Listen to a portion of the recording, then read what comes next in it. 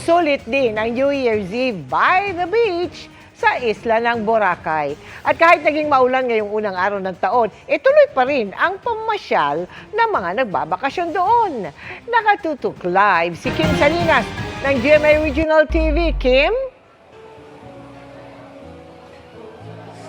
Mel, mahigit 17 oras matapos ang pagsalubong sa bagong taon, feel na feel pa rin ang New Year vibe dito sa isla ng Boracay.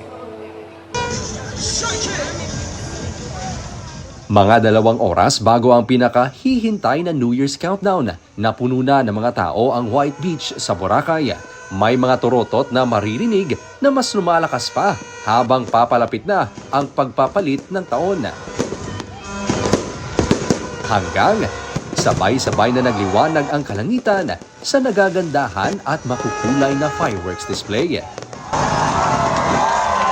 Sobrang ganda po, sobrang saya. Magical. Sobrang daming tao. Inaabangan nila yung mga fireworks. I didn't expect that there are a lot of fireworks.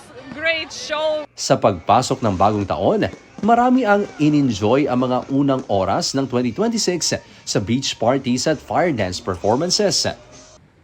Kinaumagahan, inulan ang isla.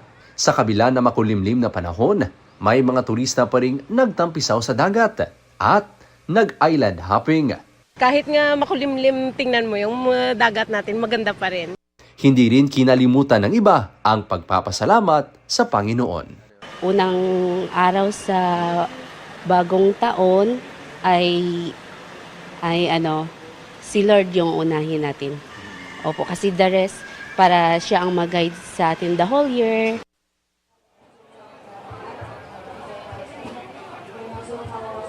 Mel, kahit tapos na ang mga aktibidad na inorganisa ng Malay LGU, marami pa rin mga activities ang pwedeng ma-enjoy ng mga turista dito sa isla ng Boracay upang masulit yung kanilang New Year experience. Ngayong gabi rin ay abala yung ilang turista sa pagbili ng kanilang mga salubong na maiuuwi sa kanilang mga pamilya. Mel, Happy New Year! Happy New Year din! Maraming salamat sa iyo, Kim Salinas ng GMA Regional TV.